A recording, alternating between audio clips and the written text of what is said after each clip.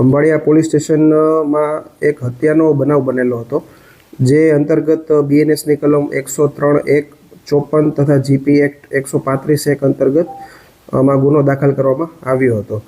જે ફરિયાદી છે એ જે મરણ જનાર છે તેમના પિતા છે. તેમનું નામ છે અશ્વિનભાઈ સવજીભાઈ ચોપડા. આ કામમાં પોલીસ દ્વારા 3 આરોપીઓ છે તેમને અટકાયત કરી અને કાયદેસરની કાર્યવાહી હાથ કરવામાં આવી છે.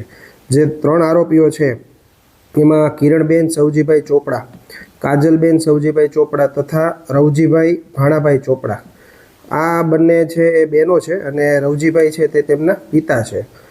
જે મરણ જનાર છે જસવંતભાઈ અશ્વિનભાઈ ચોપડા, તે અને આ જે આરોપીનો પક્ષ છે તે લોકો કુટુંબી ભાઈઓ થાય છે.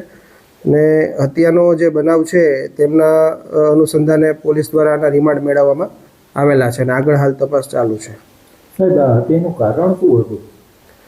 હત્યાના કારણમાં પ્રાથમિક ધોરણે પોલીસને એવું જણાઈ આવે છે કે જે મરણ જનાર છે જસવંતભાઈ, તેમને જે આરોપી પક્ષમાં જે કિરણબેન છે તેમની સાથે પ્રેમ સંબંધ હોય, એક તરફી પ્રેમ સંબંધ હોય અને કિરણબેનના અમુક જે વિડીયો છે તે કદાચ તેમની પાસે હોય અને એના અનુસંધાને જસવંતભાઈ તેમને બ્લેકમેલ કરતા હોય અને તેમની પાસે અલગ અલગ માગણીઓ કરતા હોય. જે દિવસે બનાવ બનેલો હતો એ દિવસે જસવંતભાઈ તેમને આ અન્વયે પણ મળવા ગયેલા હતા અને ત્યારે જે કિરણબેન છે તે ઉશ્કેરાઈ ગયા હોય અને તેમના દ્વારા આ કૃત્ય કરવામાં આવ્યું હોય એવું પોલીસને પ્રાથમિક ધોરણે જણાઈ આવે છે. કાજલબેન છે તેમને આમની મદદ કરી હોય અને એમના જે પિતા છે રવજીભાઈ, તેને પણ મદદગારીમાં સામેલ હોય એવું પોલીસને જણાઈ આવે છે. મૃતક છે એની હત્યા કઈ રીતે કરવામાં આવી હતી?